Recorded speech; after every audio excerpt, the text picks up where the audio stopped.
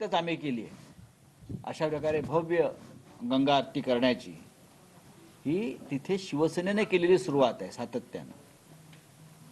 तर तशाच पद्धतीचा सोहळा माननीय उद्धव ठाकरे, आदित्य ठाकरे, सौ रश्मीवहिनी ठाकरे आणि असंख्य आमचे नेते पदाधिकारी यांच्या उपस्थितीत गंगा आरतीचा सोहळा होईल। हे 22 तारखेचे म्हणजे उद्याचे सर्व सोहळे हे आम्ही श्रद्धापूर्वक करू। हे धार्मिक सोहळे आहेत, हे सांस्कृतिक सोहळे आहेत आणि हे आमच्या राष्ट्रीय अस्मितेचे सोहळे आहेत। त्याच्यामुळे या सोहळ्याला फक्त शिवसेना नाही तर आम्ही सगळ्यांना आवाहन केलं की आपण या। खरं म्हणजे आम्ही राष्ट्रपती द्रौपदीजी मुर्मू यांना सुद्धा आमंत्रण दिलं आहे, रितसर आमंत्रण दिलेलं आहे, रितसर राष्ट्रपती भवनात जाऊन दिलेलं आहे। कारण अयोध्येत प्रधानमंत्री आहेत, तिथे राष्ट्रपतींना फार महत्त्व दिसत नाही आहे। माननीय उद्धव ठाकरे यांची भूमिका अशी होती की सोमनाथ मंदिराचा जेव्हा प्राणप्रतिष्ठा सोहळा झाला तेव्हा राष्ट्रपती राजेंद्र प्रसाद उपस्थित होते। त्याच्यामुळे हा एक तितकाच महत्त्वाचा सोहळा आहे, तर तिथे राष्ट्रपतींनी उपस्थित असावं। जर तुम्हाला अयोध्येत आमंत्रण नसेल तर ते सोडून द्या।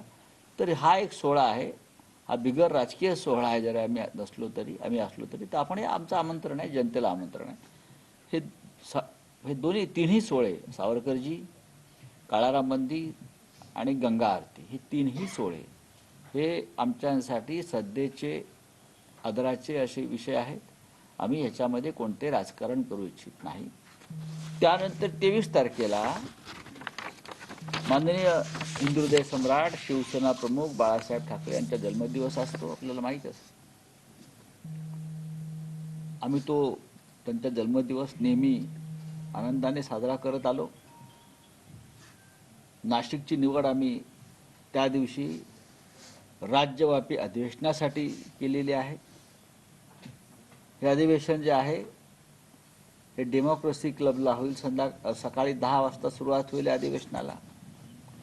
राज्यभरातून किमान 1500 ते 1600 प्रमुख प्रतिनिधी उपस्थित राहतील। हे अधिवेशन 1:30 वाजेपर्यंत चालेल। या अधिवेशनामध्ये प्रमुख मार्गदर्शन होईल पदाधिकाऱ्यांना।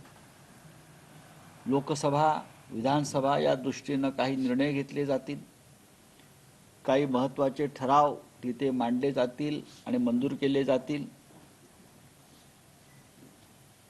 हे अधिवेशन आमच्यासाठी अत्यंत महत्त्वाचे आहे, दिशादर्शक आहे।